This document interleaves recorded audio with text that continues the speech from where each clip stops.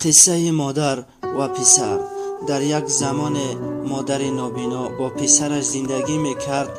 روز پسرک برای بازی به کوچه میبراید. بچه ها با او بازی نمی کنند. بچه ها میگویند که تو فرزند زنی بینمود هستی و مسخره میکنند. پسر بچه به خانه می آید، گریان می شود. از مادرش سوال می کند: مادر جان، چرا زنان دو چشمی زیبا دارند ولی یک چشم شما نیست؟ مادر پسری خود را به آغوش می گیرد و چیزی نمی گوید و خاموشانه اشک می ریزاند. سالها می گذرد. پسر ختم مکتب میانه می کند و به دانشگاه داخل می شود.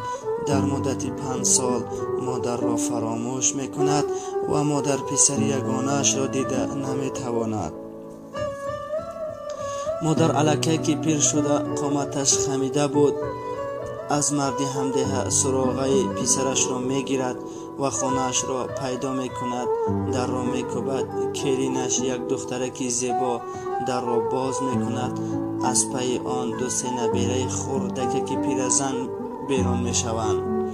پیرزن نابینا گفته مسخره می کنند.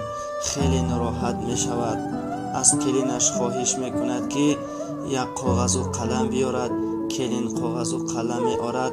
مادر در همان کاغذ چند جمله می نویسد و به دستی کلینش می دهد و می گوید اگر شوهرت آمد به دستی او بده و مادر به ده بر می گردد. جوان از کار می آید، خوشبخت، سربلند، سعادتمند. همسرش می گوید که یک پیرزنی کور آمد، به گمانم گدای تلبنده بود.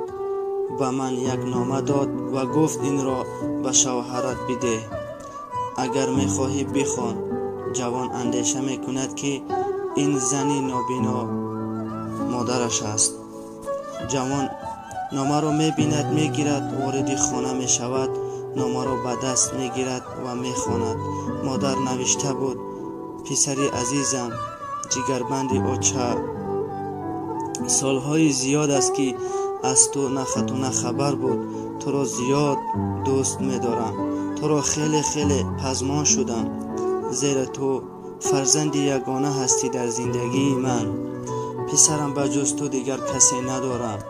از خداوند متعال می خواهم که یک گوشه تابوت مرا بگیری، ولی افسوس به این آرزویم نمی رسم.